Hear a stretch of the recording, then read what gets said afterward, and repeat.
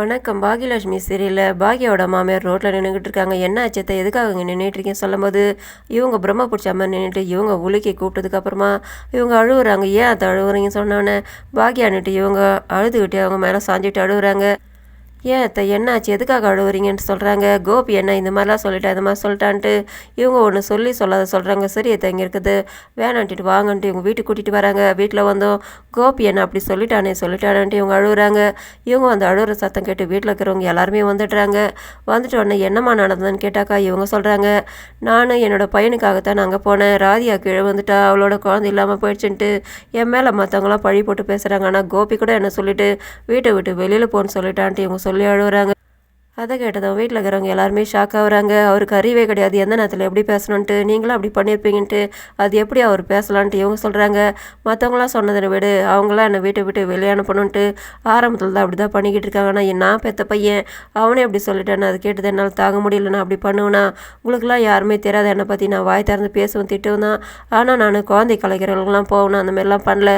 நான் குழந்தை கலத்திச்சிட்டேன் கொலை பண்ணிட்டேன்லாம் என்னை எப்படிலாம் பேசுனாங்க தெரியுமா. இதை அவன் வேடிக்கை பார்த்துட்டு இருந்தான். ஆனால் கடைசியில் இவனே என்ன கொலை பண்ணிட்டான் குழந்தைன்ட்டு வீட்டை விட்டு வெளியில் போன்னு சொல்லிட்டான்ட்டு இவங்க சொல்லி அங்கே நடந்த விஷயங்கள் ஒன்று சொல்லி புலம்பி அழுகுறாங்க. இதை பார்த்துட்டு மற்றவங்க எல்லாருமே அவங்கள ஆறுதல் படுத்தினாலும் அவங்களால சமாதானமாக முடியல. திரும்ப அழுதுகிட்டே இருக்காங்க. அதுக்கு தாத்தா சொல்கிறாரு, நாங்களும் அவனை புரிஞ்சுக்கிட்டோம் வேணாம் சொன்னால் கூட நீ கேட்கல. ஆனால் நீ தானே புள்ள வேணும்னு போனேன். அவன் பேச்சு கேட்டுக்கிட்டு நீ அங்கே போனதுனால பாரு இப்படியெல்லாம் பிரச்சனைப்பட்டு அனுபவிச்சுட்டு வரேன்ட்டு நான் எதுவும் தப்பே பண்ணலைங்க. என் மேலே என்னை வீட்டை விட்டு வெளியில் அனுப்புன்றதுக்காக பழி போட்டு துரத்தி அனுப்பிட்டாங்க. ஆனால் கோபி சொன்னதனால் தாங்க முடியலன்ட்டு இவங்க அழுகுறாங்க.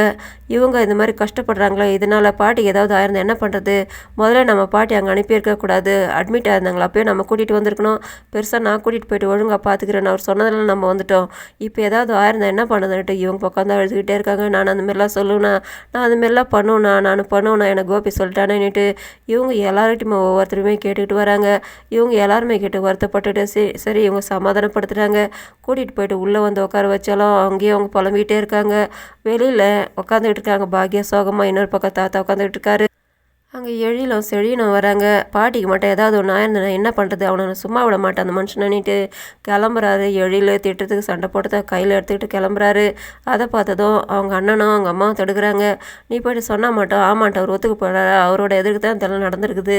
அவர் வேணும்னு தான் பண்ணியிருக்காரு. அவர் தேலு மாதிரி கொத்திக்கிட்டே இருப்பார். இப்போ ஒவ்வொரு தடவையும் அவர் நம்மளை கொத்திக்கிட்டு இருக்காரு. இப்போ அவங்க அம்மாவே கொத்திருக்காரு. இதில் நடந்தது எல்லாமே அவருக்கு தெரிஞ்சு தான் நடந்திருக்குது. அவர் வேணே தான் பண்ணியிருக்காரு.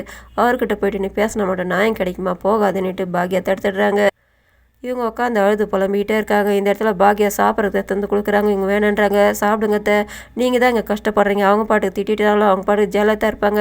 அதுக்காக நீங்கள் எதுக்காக பட்டினியாக இருக்க, உங்களுக்கு உடம்பு சரியில்லை, அப்புறம் லோ சுகர் ஆகிடும் சாப்பிடுங்கத்தன்ட்டு இவங்க சாப்பிட வைக்கிறதுக்காக இனியா ஒரு வாய் ஊட்டுறாங்க. வேணான்றாங்க. அதுக்கு ஏமா நீ இப்படியே அழுதுகிட்டு இருக்க, அவங்க பாட்டுக்கு ஒன்று திட்டி சண்டை போட்டு வெளியே அனுப்பிட்டாலும் அவன் பாட்டுக்கு அவன் நிம்மதியாக ஜாலியாக தான் இருப்பான். அவன் குடும்பத்தோட நீ தான் அவங்க உட்காந்து அழுதுகிட்டு இருக்க.